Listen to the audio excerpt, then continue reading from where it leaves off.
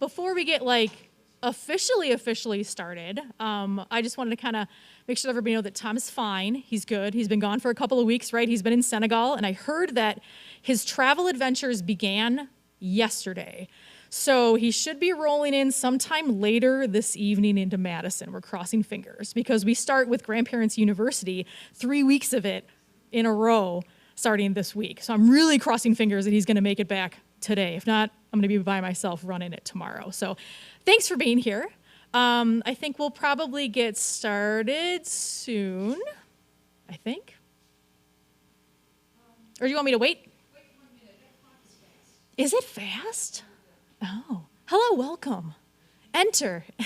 Find a nice seat. Is that an Ice Age Trail hat? Nice. Okay. Right, okay, sounds good. I'll just wait for the cue, I think. 2 seconds.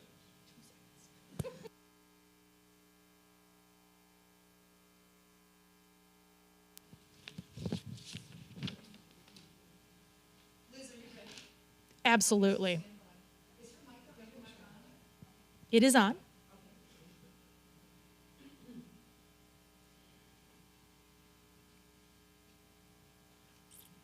Welcome, everyone, to Wednesday Night at the Lab. My name is Liz Jesse, and I'm a Science Outreach Specialist at the UW-Madison Biotechnology Center. On behalf of the Biotech Center, UW Extension, Wisconsin Public Television, the Wisconsin Alumni Association, and the UW-Madison Science Alliance, I would like to thank you for coming out tonight on a rainy night for Wednesday Night at the Lab. We do this every Wednesday night, 50 times a year.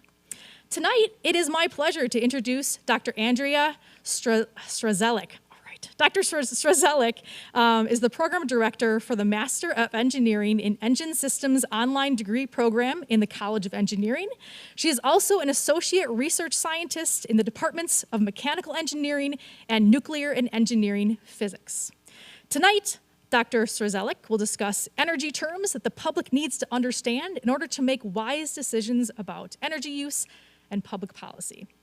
So Dr. Strzelik was actually born in Milwaukee, Wisconsin. She is local. She went to high school in Waukesha Catholic Memorial, and she is a UW-Madison triple threat. She got her BS in biochemistry, her master's in mechanical engineering, and her PhD in combustion engineering. So ladies and gentlemen, please join me in welcoming Andrea Strzelik.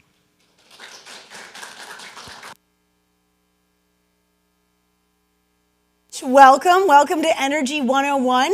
As she said, I'm Andrea Strzelik. And so if you're wondering, what do I mean by Energy 101?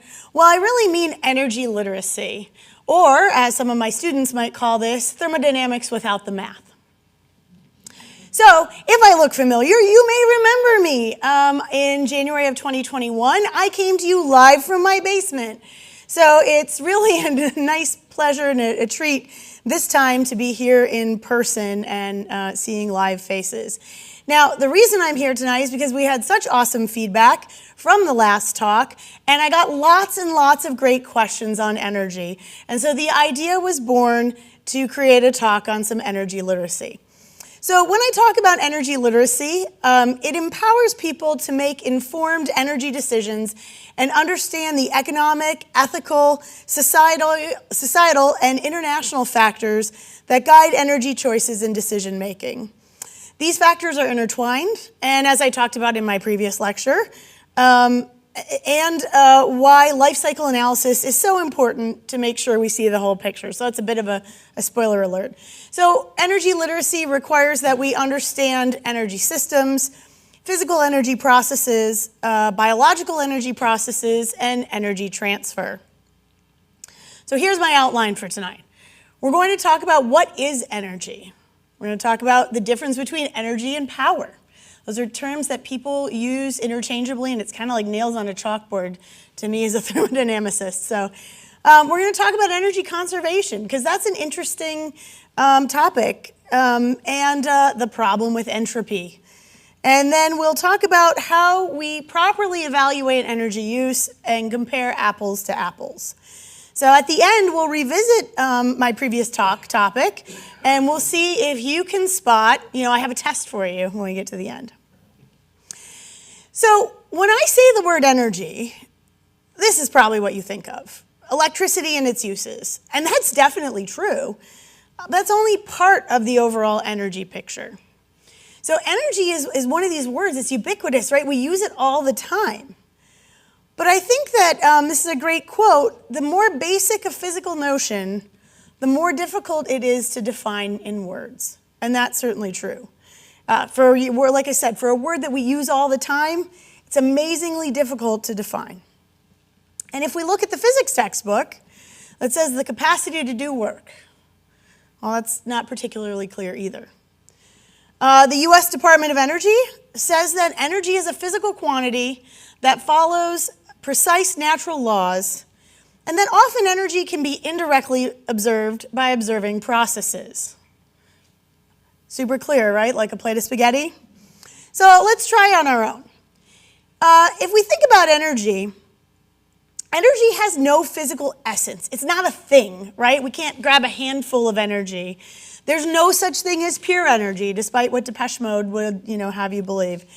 It's always carried by something, like me, right? I am carrying energy. Energy can exist and be stored in various forms, and we'll talk about some of those forms. It can be converted from one form to another. I look forward to converting a pizza form of energy into my physical energy later. And it can be transferred between systems by processes. So if I had to come up with a definition of energy, I would say that energy is the ability to create change. Sometimes it's easier to think about energy in terms of its sources. So, sorry if that's a little bit small, but on the left we have coal and nuclear, we have oil, we have natural gas, then we have some more renewable sources like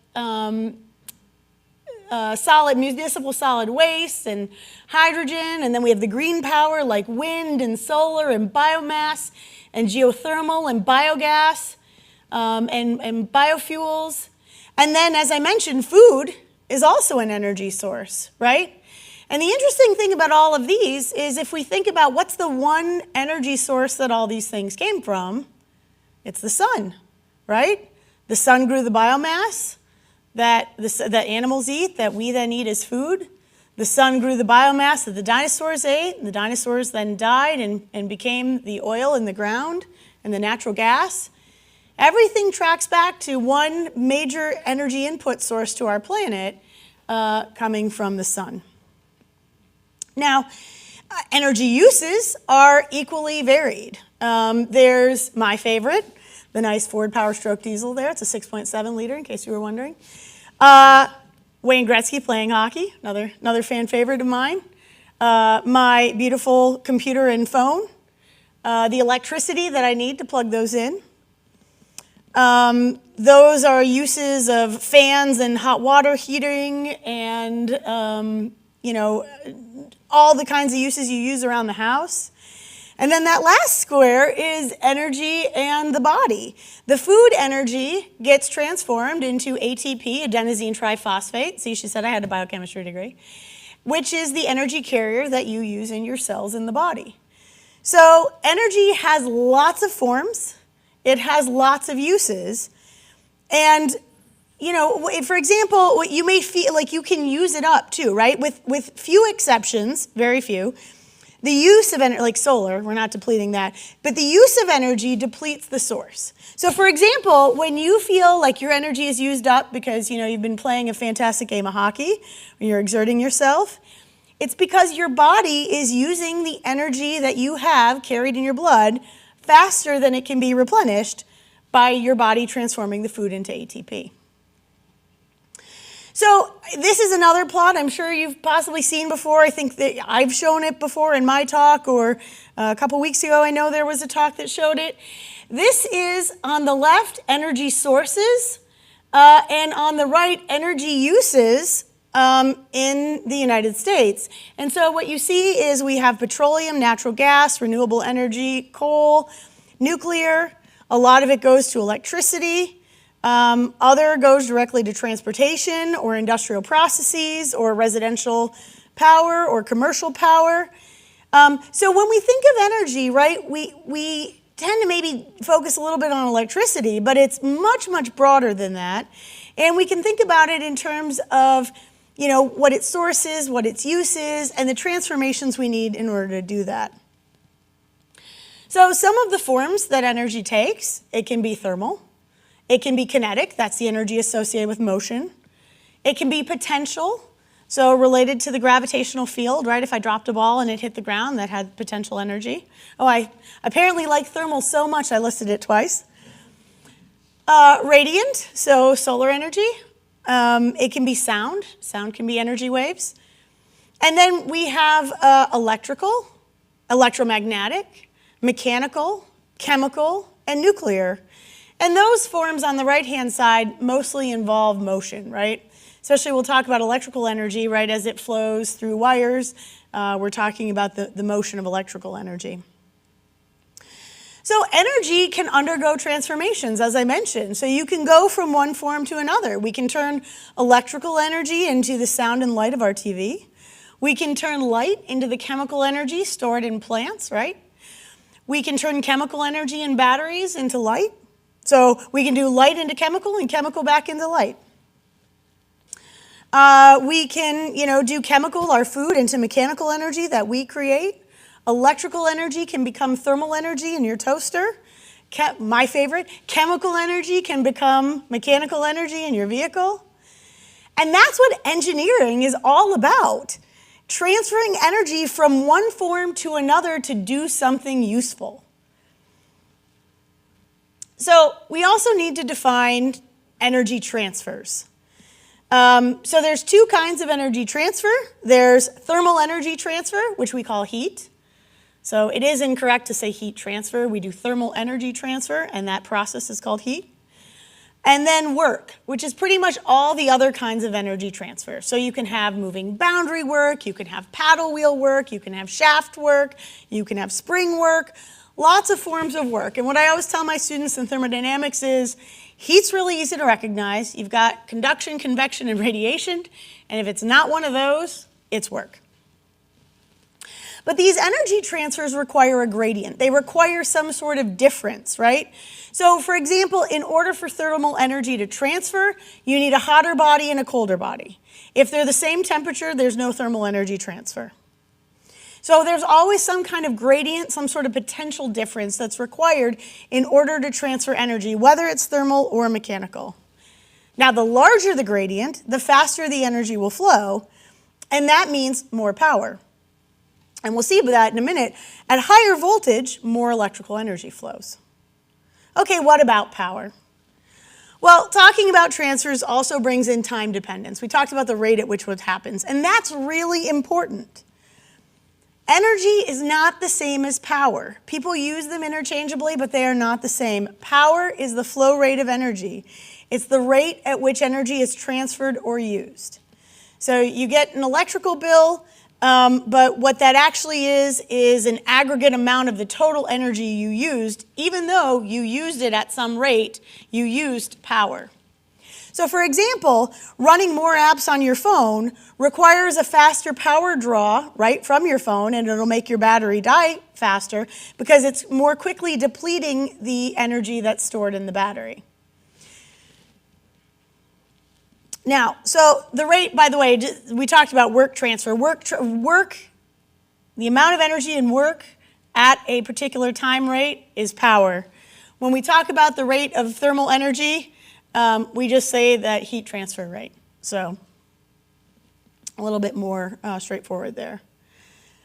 Talking about energy versus power, your electric bill tells you how much energy you use in kilowatt hours over a total period of time. So you get a bill at the end of the month, and it takes that power draw that you did and integrates it and gives you a total amount of energy used. A battery, for example, contains energy, but when you draw that energy out of the battery, you're using it as power. So they're related concepts, but they're not the same. and it's not words that can be used interchangeably. So another one, and this is the one that I always use to help me remember, you transfer chemical energy as fuel into your car, but your car is propelled by the powertrain, right? You're drawing it out as power. It's that time rate of energy that you're actually using there. Okay, so now we've talked about like kind of what energy is. It's the power to create change. We've talked about forms that it can handle. We've talked about ways to move it around. Now we need to talk about some sort of overarching way of looking at total energy. And that's where energy conservation comes in. So the first law of thermodynamics, it was defined in the 19th century by James Prescott Joule, and he was awarded the unit name for doing so. So we often talk about the SI unit name for energy is joule. A joule per second is a watt. Not like the Watt brothers that famously all played football here, but the power one. Energy, the first law of thermodynamics says that energy is not created or destroyed. That's the one you're probably most familiar with, right? People think energy is neither created nor destroyed, energy is conserved. That's the first law of thermodynamics. And it turns out that in the math version of this, which by the way is Mechanical Engineering 361 or EPD 361, that is the mathematical version of this shows that it's a mathematical model for energy conservation. So we can use this idea to mathematically quantitate transfers and forms of energy. I promise you no math tonight. I'll keep my word. So in order to look at this, in order to like define these things, the very first thing that we have to do, and if you saw my other talk, you saw a version of this slide too, is define the system. So the system is whatever we want to study, right? It can be my cell phone, it can be my computer, it can be an apple, it can be a can of Diet Coke, doesn't matter. Whatever we want to investigate, that's our system. The surroundings is everything else. So anything not in the system is in the surroundings, and the defining line between the system and the surroundings is what we call the boundary. Transfers of energy are defined at the boundary. So when it crosses from the system into the surroundings, that's a transfer. When it crosses from the surroundings into the system, that's a transfer. Within the system, there are no transfers. Within the system, you have forms. So the forms exist within the system, and those amounts change due to the transfers. So the first law of energy conservation says in all that the sum of energy transfers into and out of the system are equal to the energy changes held within the system in its various forms. So this would have been math, but I changed it into words for you. Now this is in a closed system, so if we're looking at something where there's no mass going in and out, because mass also carries energy, we can also look at it for processes which occur at a rate, and then all you have is the time rate of change of the energy is equal to the sum of the transfers in and out and changes of energy held within the system. So that's going to be important. We're going to talk about this because what we need to take away from this is that transfers of energy in and out, it's kind of like your bank account, right? You get deposits in, you take withdrawals out, and what that changes is the balance of money that's in your bank account. Same thing works for energy. My dad's an accountant, so he probably really likes that analogy. Okay, the other thing we have to define just briefly is what is a cycle? A cycle is any process that begins and ends in the same state. So if I were to walk all around this room and end up right back exactly where I am now, that's a cycle. If I take 2 steps there and 2 steps back, the exact same space, that's a cycle. If I take 2 steps that way and then 4 steps over there and then 6 steps back and then come back to where I am, still a cycle. Cycle has to be at least 2 processes, can be many, many more. But it's a sequence of processes that are connected and eventually return to the initial condition. And that's important because that's how we make power.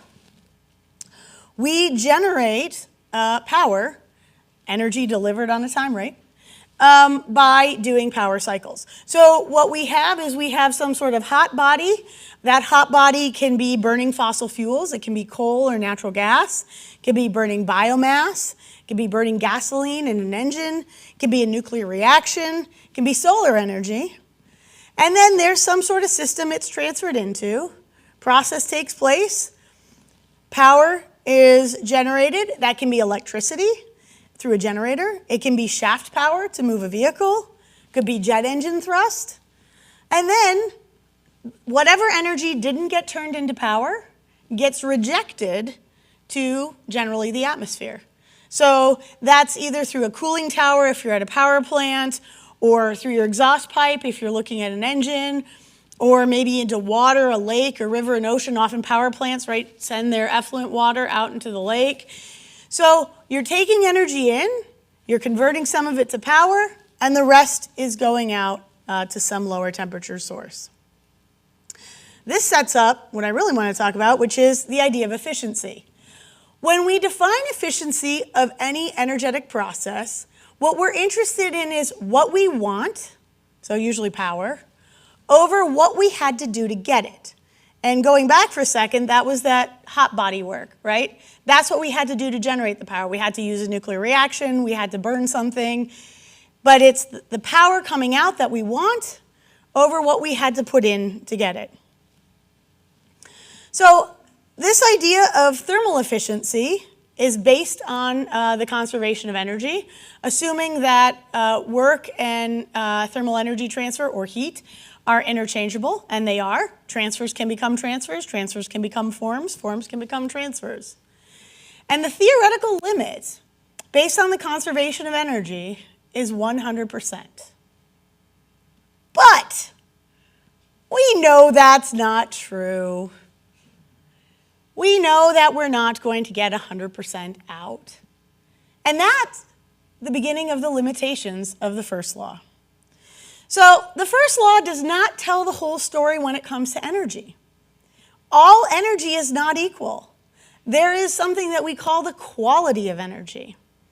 So you can do more with high temperature heat than you can do with low temperature heat, right? If you have a thermal source that's at very high temperature and you have one that's at like low temperature, you can do a lot more with this one, right? We know these things instinctively, even if we don't know them formally or mathematically.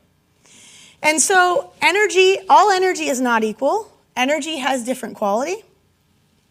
The first law is also missing the ability to tell us which way a process will go. Now again, you know this, but the first law doesn't tell me if I have a hot cup of coffee out on this table, will it get hotter? That's possible by the first law. Or will it not? Will it get colder? First law doesn't tell us that. And the first law also doesn't describe the lost work potential of energy. So when you have energy and you don't turn it into work, that's a real bummer, right? That's lost work potential. And that is something we have to find another way to get to. So when we talk about the quality of energy, as I mentioned, all energy sources are not created equal. Work and heat are not equal. And here's the way I like to think about it. You can turn money into food, but you can't always turn food into money. If you're a really good chef, you probably can. You can probably turn the food into more money. But you can always turn money into food. It doesn't always work in the reverse. And that's because energy has two parts.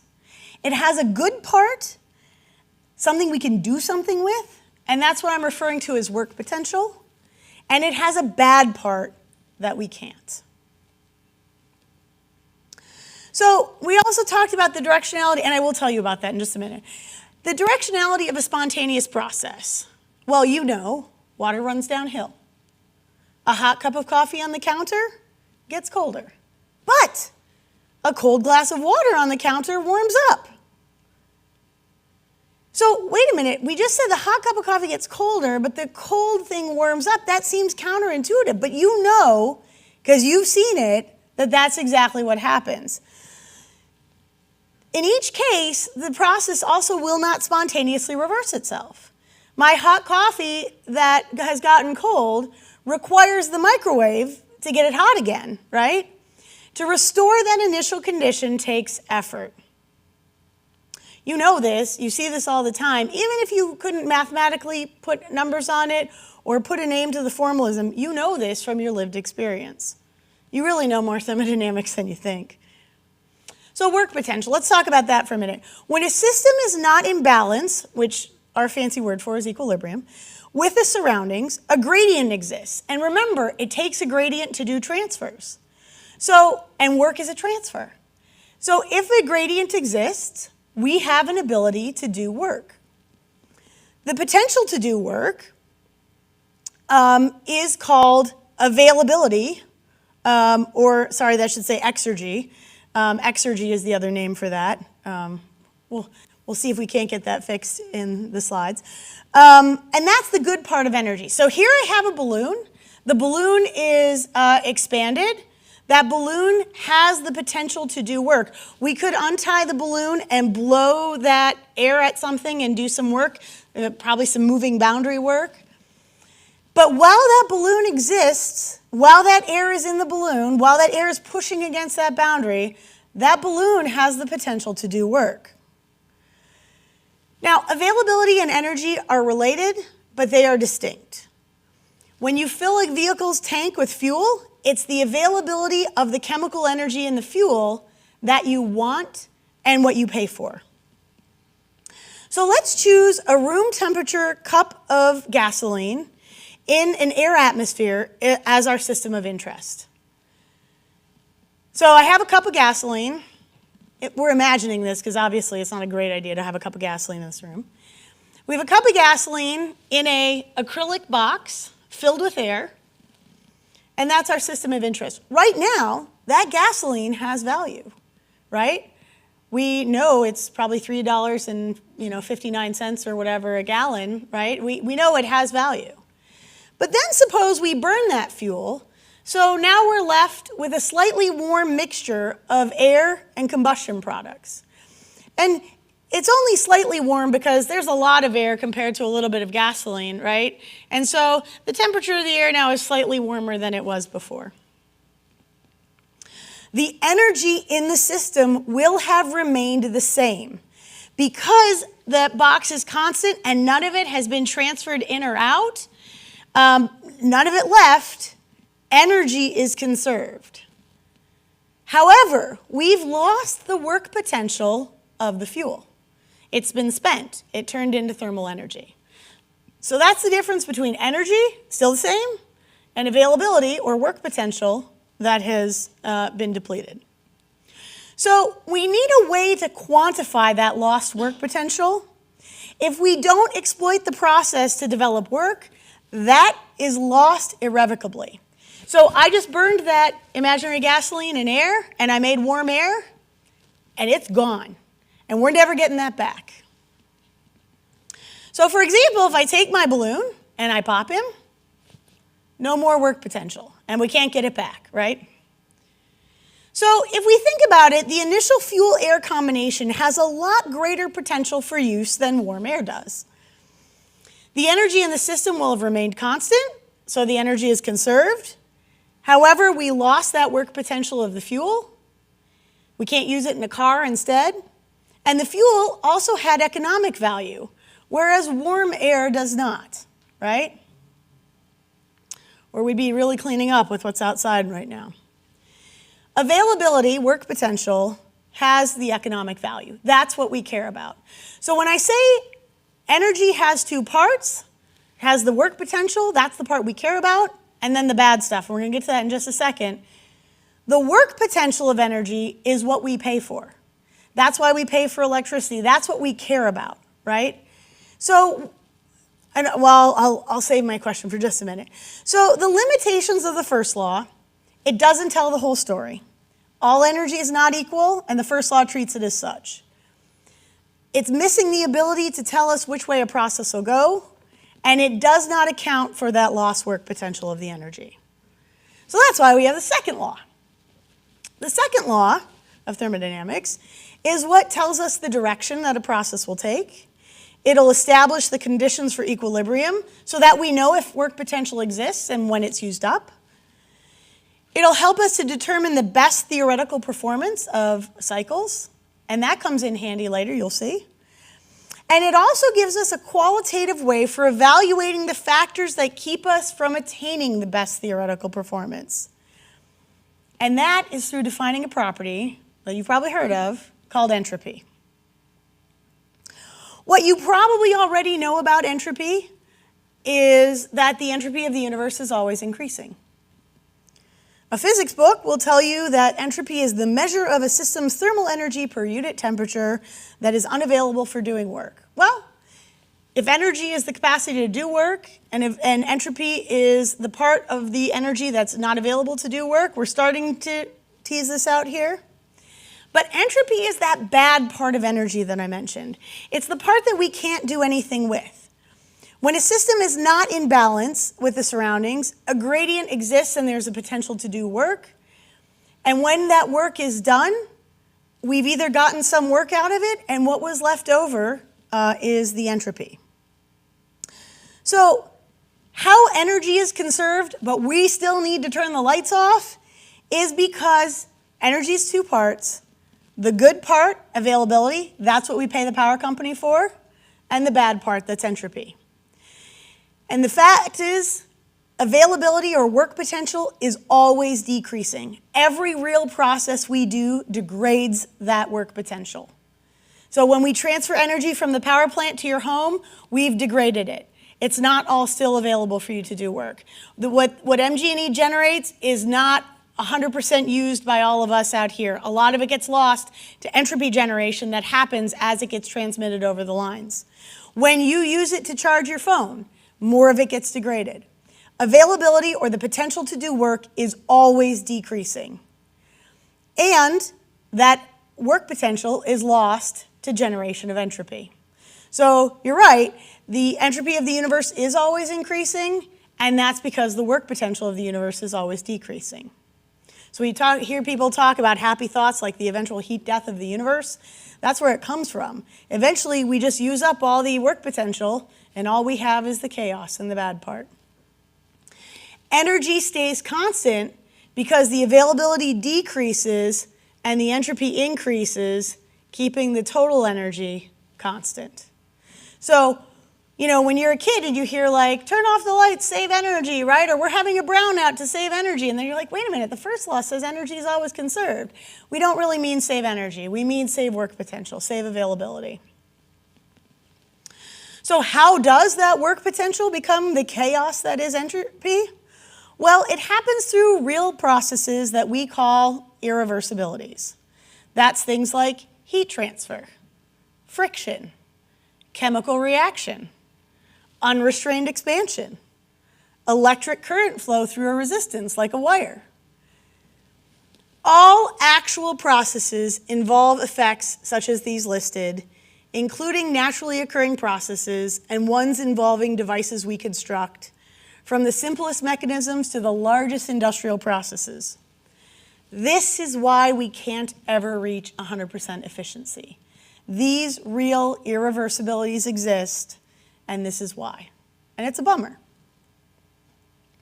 So going back to our fuel burning in a cup, during our fuel burning process, we converted the availability of fuel to chemical energy, and we turned that into the thermal energy which warmed the air.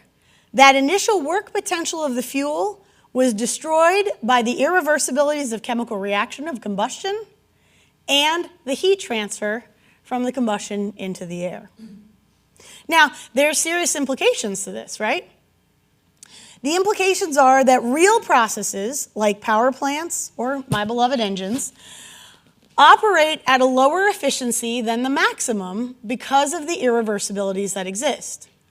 We want to try to minimize the existence of these irreversibilities in processes. We reduce friction by using lubricating oils, for example. But they will always be there. We can never get rid of friction completely, right? We need a temperature gradient in order to do heat transfer. We want to do heat transfer in order to make our power cycles go. So we can't avoid doing the things that are these irreversibilities. And we have to quantify them if we want to avoid waste. You can minimize these irreversibilities. You can target them. You can do things like add lubricating oils to reduce friction. You can, lower the temperature gradient in the case of a heat transfer to reduce that. You can lower the resistance of a wire in order to help the electricity flow. So it's important that we have a way to quantify them. The other implication is that we need a better standard than thermal efficiency to judge processes. If work and heat are not equivalent, then how can we be judged on how much work we can provide from heat? So we need to compare to an ideal case that still has real irreversibilities, but they're minimized. And you see that. You see that probably on some appliance you have at home. That's what these ENERGY STAR ratings are. They're what's called a second law efficiency. So they're comparing your real device to the best possible that that device could do, right? In the ENERGY STAR ratings, it's compared against the most efficient water heater or whatever. But second law efficiency says, wait a minute, we know that energy is not equivalent. We know that real things like friction exist. And therefore, the second law efficiency of any process is always going to be higher than the first law efficiency of it, because it's sort of curving, right, based on reality, right? We wouldn't send a kindergartner in, to take a college-level thermodynamics exam, right? That doesn't really make sense. We would want to then curve the grades based on how the best kindergartner did, right? We want to compare apples to apples. The other thing we need to do is complete a full assessment of processes in order to determine all of the lost work potential and the real efficiency, and that means starting from the energy source to the end use, okay? That's life cycle assessment. Life cycle assessment, from an energy basis, evaluates the total benefits and burdens over the entire life cycle for a product or process. We often say from cradle to grave. And what that means is from getting the energy resources, from mining the coal, to processing it so that it can be burned in the power plant, to the use phase, to transporting it, that electricity to your house, to you using it in your coffee grinder, to the eventual disposal and any recycling that might happen. And so those are more for manufacturing processes, right? So you can think about if you're going to make a car, right, you got to go mine the ores for the metal body, and then you have to process them and make it and then transport the car on one of those really scary car carrier trucks to your house. And then at the end of the life of the car, after you've put your 250,000 miles on it, how you recycle those parts. So why is energy literacy so important? Well, it's so we can do that life cycle analysis, but the real reason is because this is the most important system. We live in a system. There's energy coming into our system from the sun, and everything we do is changing the work potential that exists within this system. We have to understand energy forms and transfers and how to evaluate these things so that we use the resources, the finite resources, within this system wisely and minimize the destruction of work potential and transformation into entropy. You need to be able to evaluate information critically, right? Okay, so now I have a test for you. I saw this diagram on LinkedIn earlier this week, and what my question is for you is this a fair comparison? So we're going back to cars. So here's a diagram that I was shown on LinkedIn this week, and it says electric vehicles are 6 times more energy efficient than gas vehicles. And they start with the electric vehicle, and they talk about charging losses and power steering and cooling and electrical accessories and electric drive system losses. And they say, well, that's 87 to 91% efficient. And then they start with the gasoline vehicle, and they say, okay, same electrical accessories, you have some idling losses, you have engine accessories, you have your drivetrain friction, and then your heat and other engine losses, a lot of it going out through the exhaust. And they get to only like 16 to 25% efficient. And by the way, I'm going to show you in a minute, those numbers are terrible. Those are way off. But anyway, is this a fair comparison? The answer is no. One of these systems includes the energy source. The car has gasoline in it. Gasoline was an energy source that I showed you on that source slide. The electric vehicle does not. It has a battery, it has a way to store energy, but that charge has to come from somewhere. So you need the power plant or at least some electricity to be included in that as well. So the conversion from the gasoline to the motive force, right, that power, the mechanical work, is taking place within the system. The conversion of the energy source, which by the way in Wisconsin is still mostly coal, but we're getting better on solar and other things, or from the nuclear power plant, whatever, is taking place outside the vehicle. You are creating the energy outside the vehicle, right? You are transferring that power through the electrical lines where you're having an electrical energy transfer over a resistance, so you're losing some work potential there, right? Then you are turning that electrical energy into chemical energy, so you're doing a transformation as you store that energy in the battery. Anytime you transfer or transform, you're destroying work potential. Not always a lot, but you are. And then when you pull that chemical energy back out of the stored battery, you're also using it.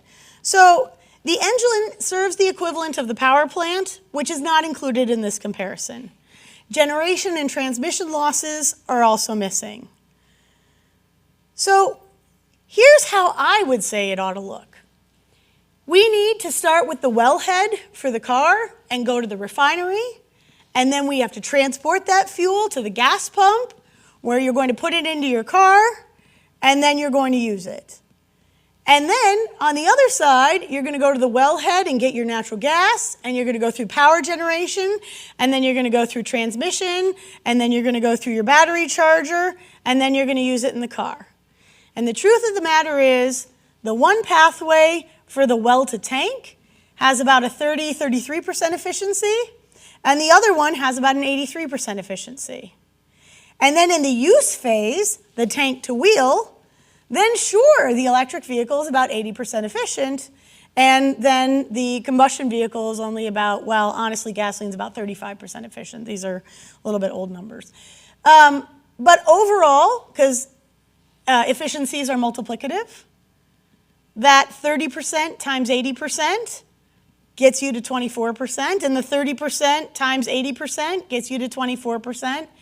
And they're honestly not that far off when you compare the entire life cycle. This is why we have to be careful and critical about what we read. Here's some more realistic engine numbers, by the way. So this is a plot from ExxonMobil. I apologize for the colors at the top. This was from 2005, and if you don't think engines have gotten more efficient in the past almost 20 years, you're pretty dead wrong. They have. But you can see at this time the brake work was up around 35-37%. That brake work is the dark gray box. You can see it's like around 35% there across the range of peak power. But we get all the way back to 100% of the fuel energy because then we say, okay, well, the mechanical losses, so that's your friction. That takes you up to about 38%. Then you have your fluid flow losses from moving the air around or moving the gasoline around. That takes us up to about 40% of the gasoline energy. Then there's a lot of waste in what we send out to the exhaust, to the ambient. So that takes us up to about 65%. Then we have the irreversibilities associated with the chemical reaction of combustion. Now, if we account for that, we're up to about 82% of the total fuel energy. And then the last one in that green that's a little illegible is cylinder heat losses, and that's how much the engine block is actually losing heat to the coolant, which you would think, oh, well, why do we need to throw away that energy? Mostly so your block doesn't melt. So, So what I often tell my students is what we need to do is we need to learn to identify where all the losses are. We need to accept the things we cannot change. We cannot change anything about the irreversibilities due to friction or chemical combustion, and we probably really shouldn't do anything about those cylinder losses because we want the block to stay. And so we have to accept the ones we cannot change, and we have to have the engineering fortitude to change the things we can. Now, in the center there, in that orange, the exhaust to ambient, we can do things like waste heat recovery. we can run an electrical generator off the thermal energy that's still available in the exhaust gas. We've done that. DOE has done that. They do that as part of the Super Truck program, and they've now hit like 55% brake thermal efficiency for heavy-duty trucks. It more than doubled their mile per gallon rating for doing that. So the question is, if we can, why don't we? And the answer is because it's expensive, right? And so to date, we haven't been willing to pay for using energy wisely. So again, I think it's a matter of understanding what's there, the energy sources, the energy uses, the energy transfers, the energy forms, understanding that while energy is conserved, that's total energy, and the good part of energy, the availability, the work potential, is always decreasing. And it's decreasing because of those irreversibilities that generate entropy. And we can do a lot to minimize them, but we can never get rid of them. And we should use that knowledge to do really good matching of energy source to end use. We should use that knowledge to minimize the availability destruction that we have, that loss of work potential, and minimize the entropy generated. And we should use that knowledge to critically evaluate graphics or news stories or things that we see where people aren't showing us the full picture. We should use that knowledge to demand life cycle analysis as a way of evaluating an energy system. So thank you so much. I really appreciate the people in the room and online. Thank you so much. I look forward to discussion and answering any questions. My email address is on the slide there. If you're wondering about the other talk I mentioned, you can find it through University Place, and I'm sure they've put the website on here. I encourage you to get in touch with comments and questions. Thank you very much.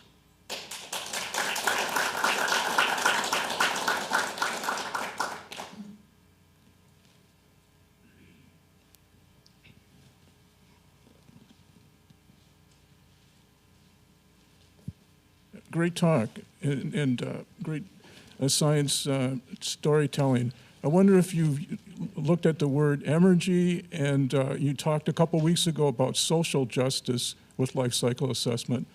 And the other question is the manufacturing carbon footprint of both electric, hybrid, and ICE cars. Sure. So one of the things I talked about in the beginning when defining energy literacy, right, is we have to understand, right, the importance of energy literacy is so that we can make good choices about energy, and that includes the uses, that includes the societal impacts, that includes the environmental impacts, that includes the equity impacts, right? We have to think about the fact that, you know, in the state of California, they have a law that you can only generate renewable energy within the state, only generate green energy within the state. And that sounds fantastic. But the truth of the matter is that they can't generate enough for what they need. So what California does is they buy coal-fired power from Montana, which is trucked in over transmission lines, right? And the problem with that is these people in California who are thinking that they are using all this clean energy are actually creating coal-fired power plant emissions in Montana. And it turns out that some of the biggest power plants in Montana are right next to indigenous lands. So driving your Tesla in LA is polluting the air for the indigenous peoples in their location in Montana, right? Now, if you are someone who's just buying the surface level story, your Tesla is clean. It has no emissions. Has no tailpipe emissions. It can't have tailpipe. It doesn't have a tailpipe. How's it going to have tailpipe emissions? But that's because you're decoupling the energy generation from the actual use, right? And that's why I'm arguing we have to put it all together. And you raise an interesting question. So I talked about life cycle analysis, and I was talking about it mostly in terms of energy. You raise a good question in terms of how does that impact us for hybrids, electric vehicles, and internal combustion engine vehicles? And I'll plug my previous talk. So it's from January of 2021. I think it aired on TV in April of 2021. And I address exactly that. right? The bigger the battery, the more manufacturing, the more CO2. And so in that case, what I'll say is from a manufacturing perspective, if you're interested in CO2, from a manufacturing and in-use perspective, then a hybrid is always the best option, unless you live in Iceland or Norway. And Norway, by the way, which generates a lot of clean renewable energy for itself, is able to afford to do a lot of that because they sell all their oil outside of Norway. So they're still doing the oil drilling, they're still doing all that, they're still contributing to oil being out in the world. So this is one of these things where when you start following, all of the energy down to look at the complete life cycle, nothing is as black and white as anyone would like us to believe, right? It's really complicated. Doing life cycle assessment well is very, very complicated. And the problem is it always requires you to make some sort of, judgment calls or assumptions, right? And what a lot of people fail to do is test how much their answer, right, because they come up with an answer, is impacted by those assumptions, right? Well, if you change this by 5%, how does that impact your answer? If you change this by 20%, how does it impact your answer? And if you were here a couple weeks ago, that's something Kelly definitely talked about. Yes? How does rate Oh, go? sorry. She's coming with the microphone. One of the big factors, it seems now, with regard to energy use is the rate at which it's being used. That is the inability of the climate to stabilize and cause. And it's more than just energy use. It's the rate at which it's being used, and then it's affecting the biosphere basically because we're using it so quickly. So how does that figure in which we're looking at energy use? That's a great question. Let's think about it in terms of biomass. Let's think about let's think about grass as a really great biomass, right? Fast-growing switchgrass is great. We can make it into fuel and chemical products and all kinds of stuff. If you think about it, it takes a lot longer to grow that switchgrass, right? And it takes energy to harvest it and convert it and all that than it does to use it. And so you're right. Our energy use, it's just like what I talked about before. If you exert yourself, you're running and, you start to feel tired, it's because you're using energy faster than your body can convert it for you. Our planet is converting solar energy into biomass, and the biomass is like, upgrading into, animals, which is like food we consume, or it's, eventually turning into coal or oil, right? But those processes are much longer scale than how quickly we use energy. So you're exactly right. Now, the thing is, the planet was doing its part making energy for a lot longer than we've been here. And that's why we have the heavy oils, right? Those are from the dinosaurs. That was a long time ago. I wasn't around. My students might think I was, but I wasn't around. So the planet's been creating all these energy stores.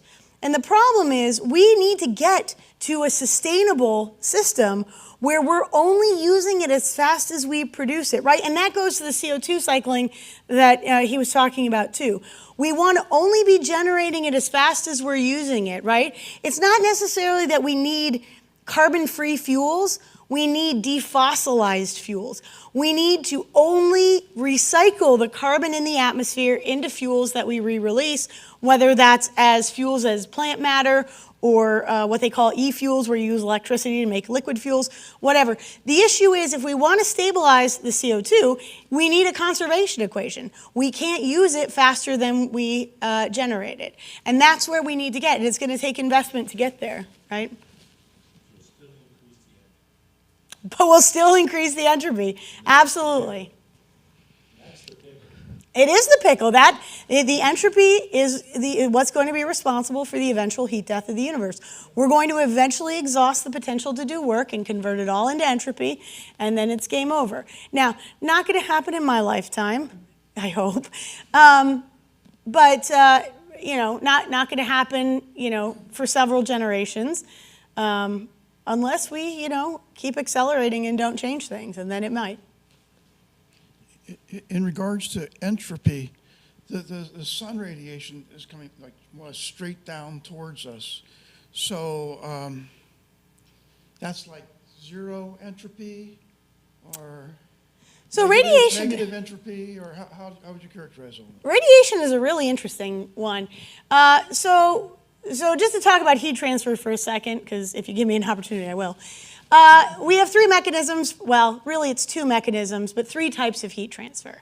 There's conduction. So imagine there's a fire in the back of the room. Conduction would be me scooping a bucket of water and handing it to him, and he hands it behind, and we hand it all the way to the back of the room, right? That's conduction. We've all had hands on it. We've passed it parcel to parcel until it got to where it needs to go. Convection is if I scooped a bucket of water and handed it off to a runner who ran there. Convection, it's the same mechanism as conduction, it's just to a moving fluid. So scoop a bucket of water, hand it off to a runner who goes up there, we skip all the people in between, just that one runner takes it. And then radiation is like a water cannon. Radiation doesn't need any of our help. It can go through the vacuum of space like you described. It just goes from point source to end source, right, without a lot of that stuff.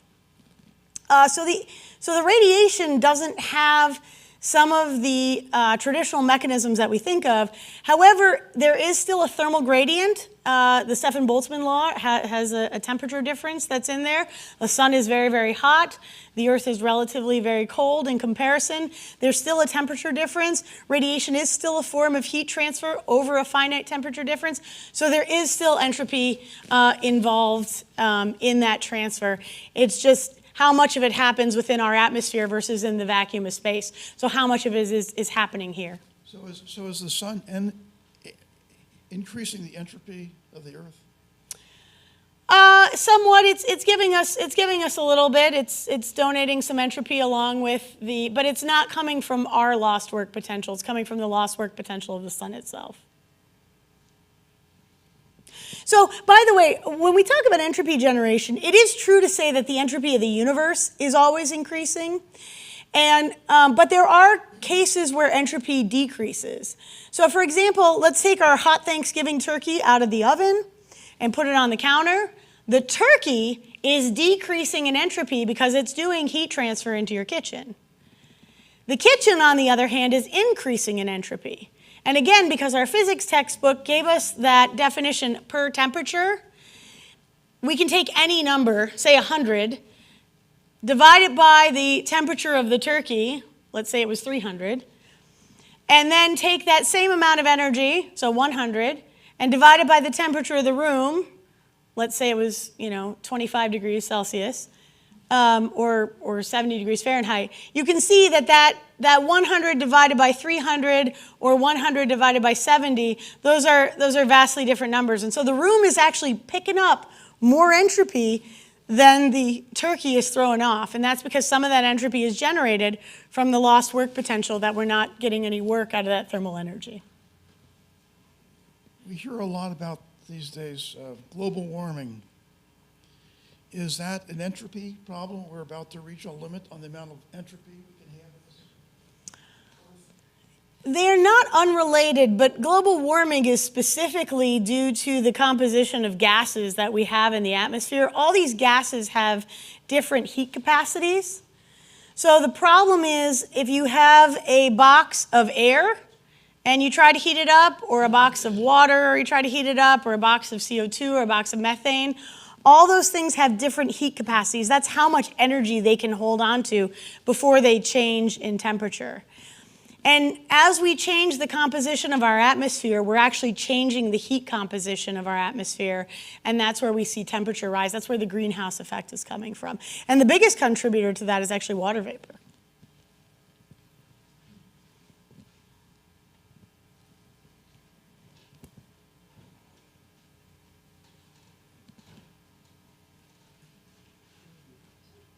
Awesome talk.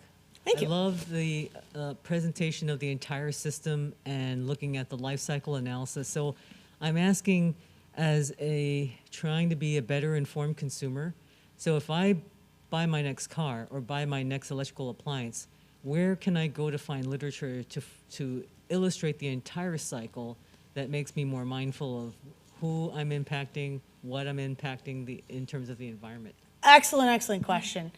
Her question is, if you're trying to be an informed consumer, Where can you find the data? Where can you find the life cycle analysis? Where can you find the information that gives you some of, the numbers for the new, information we know to look for?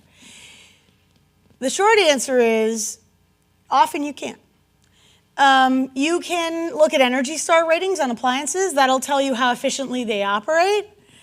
But it gets really difficult to start looking into companies, right, and saying, well, in order to make my refrigerator, where are you getting the stainless steel from?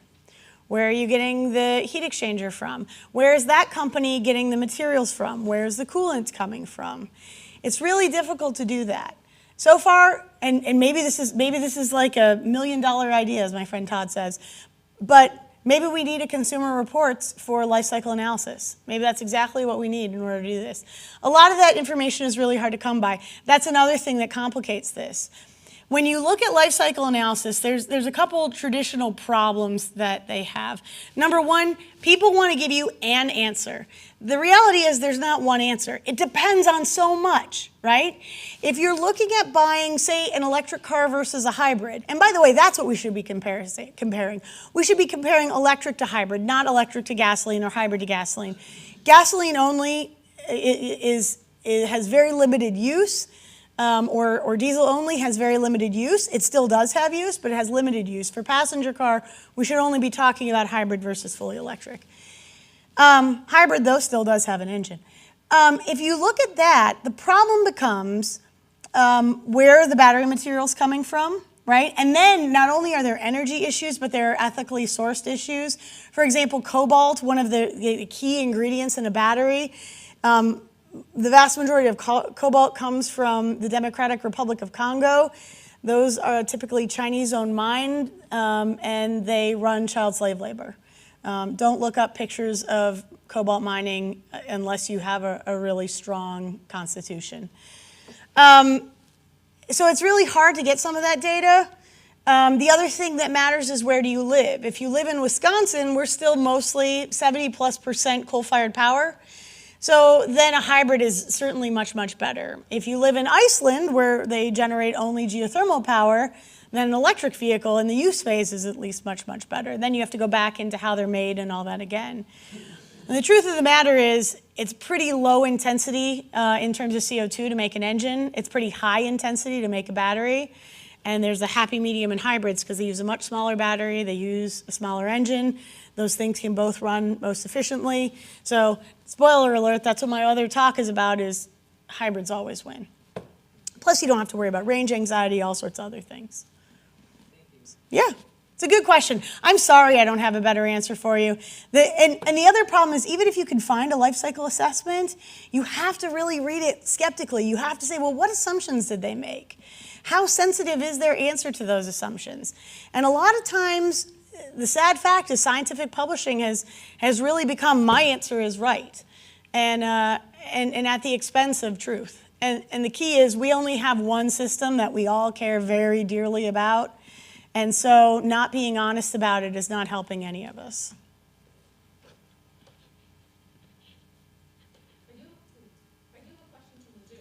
Okay, If we have a chance here. sure. So let's see.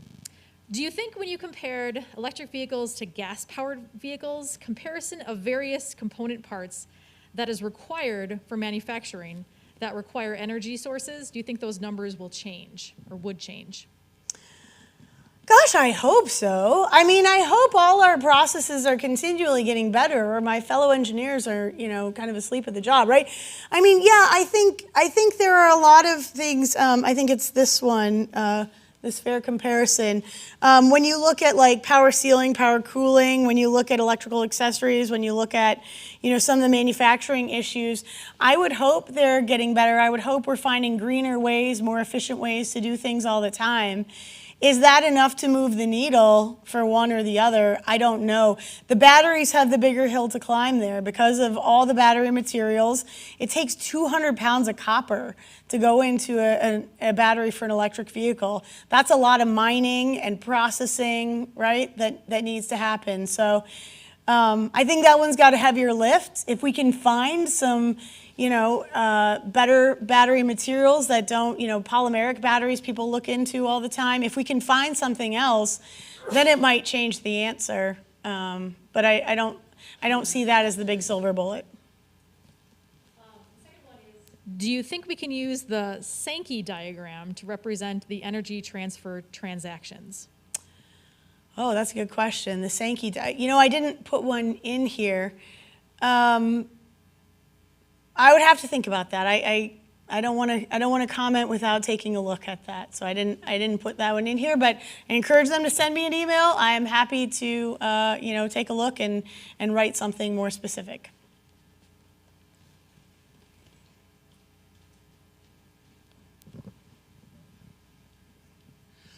Do we have anything about the impact, like after the life cycle of a vehicle, both types, electric and gas, or any petroleum, of disposal processes, and all Yeah. that affects that after its life cycle? Oh, sure. That absolutely affects things, right? I mean, absolutely affects things. If you look at conventional powertrains, meaning internal combustion engines, in a diesel engine, you're looking at, cast iron. In a gasoline engine, you're looking at aluminum. Those are pretty recyclable. There are companies that I work with a lot in my research that are recycling, like the automotive catalysts on there, recovering the precious metals and all that. Those same companies are actually working on battery recycling technology as well. It's just that's a lot newer, and so we're not quite as mature in those yet. For the most part, when you look at cars, a lot of the powertrain is, the same. That what's different is the power plant of these cars, right? The engine versus the electric drive motor and drivetrain. So I would assume that, and I can't speak 100% factually, but I would assume that what you see is they have a lot of similar recycling issues, and the bigger challenge on EVs is battery recycling. And that recycling is also a process, right? So what happens when we recycle things like in a process? I don't know if you guys have had George Huber in here to talk about chemical recycling of plastics and all that, but you generate entropy, right? You're having chemical reactions, you're doing heat transfer, you're losing the work potential of, or the potential of that material when you do recycling. So every use of it gets a little worse, right? How many of us have used recycled paper products? They've gotten a lot better, but it doesn't compare to virgin paper, right? In terms of texture and some other things, because every time we, recycle things, it kind of breaks down a little bit, and we're not getting back to that, initial condition we started.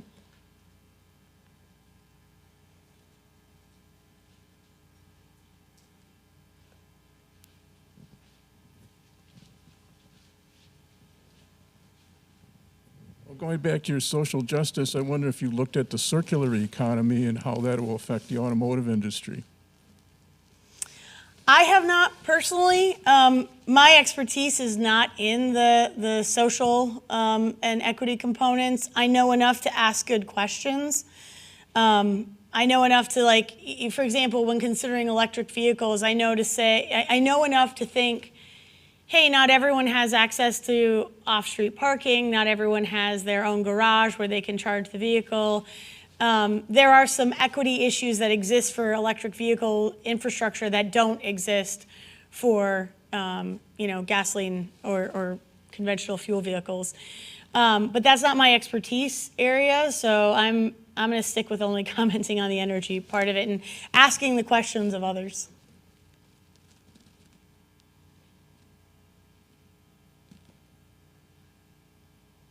It almost seems like part of the problem too is the infrastructure that we're living in, rather than having us all drive our own cars to get to work or to go from A to B, but employing mass transit options. I think that Oh, yeah. could potentially have a bigger impact on our use of fuel. Absolutely. I mean, so that goes a little bit with, her question was, some of it is the infrastructure that we live in the United States, that we have to drive our own personal vehicles rather than always being able to rely on public transportation. that goes to one of the other things when I teach, a more mathematical version of this class, and we do the availability analysis, we actually start putting numbers with that work potential. So when I say like a higher heat source has more availability than a lower heat source, we'll start quantifying that. And the reason that we do that is because you never want to use a high quality energy to do a low quality job, right? It's really important if you want to maximize work potential to match your source to its end use, right? So if you only need to heat something up a little bit, you don't use, a super high temperature reservoir. Similarly, I think in the United States, we suffered from a problem where we just grew too quickly, right? We got too big too fast. And so we're all sprawled out. Land was relatively plentiful. You have these massive, many European countries are smaller than the state of Wisconsin, right? So that's one problem, and I don't know how we deal with that. That's just a reality, right, that we've inherited. But the other problem is, I think as individuals, we should make that consideration of energy source to use when we think about getting to campus. I live right off the bike path, a couple miles from campus. So in, non-winter temperatures or non-rain, it's probably best for my health, if nothing else, to bike to campus rather than to drive to campus. It's better for the planet, it's better for my health, it's a better energy use, source to use match, right? But the problem is we're reliant on the infrastructure that we're provided. And Madison has I know there's a lot of consternation recently about bus systems, but I lived in College Station, Texas, and there was not a bus system. So we're luckier than some and not as lucky as others. I mean, I love going to DC and taking the metro. It's awesome. I get on the metro, I can read, send some emails, do something else, and get to where I was going, right? Along with however many hundreds of my, closest new metro friends. And you're right, it's more efficient. So, through an energy argument, through an equity argument, that's what we should be using to lobby our, politicians or, local representation to provide us those sources, right? We're not recording for TV, so I think I can say, personally, I would rather see us putting funding into public transportation, and getting everyone a bike or whatever, than all these credits for EVs. But that's me. So I'd love a train between here. My parents live in Brookfield. Are you kidding? It'd be awesome. I could hop on a train, hop off in Brookfield, do a bunch of stuff on the way rather than having to pay attention to the road while driving and whatnot.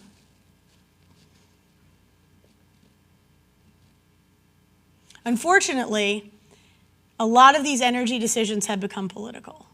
And that's where it's almost hard to even give a talk just on energy literacy without touching on something that's political.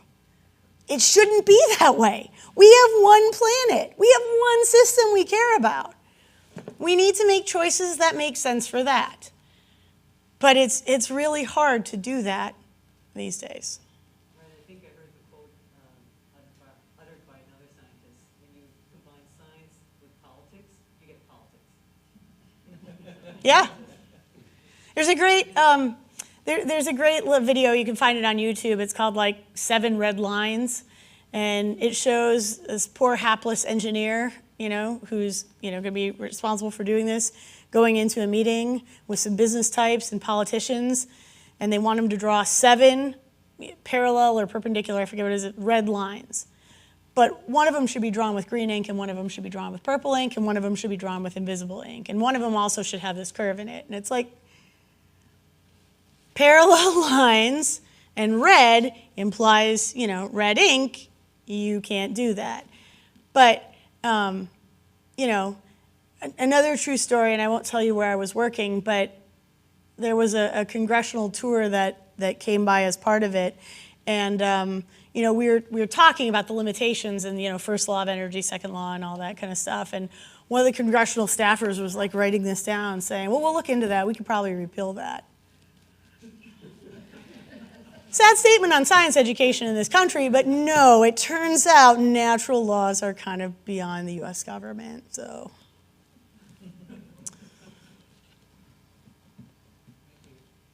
Yeah. Thank you.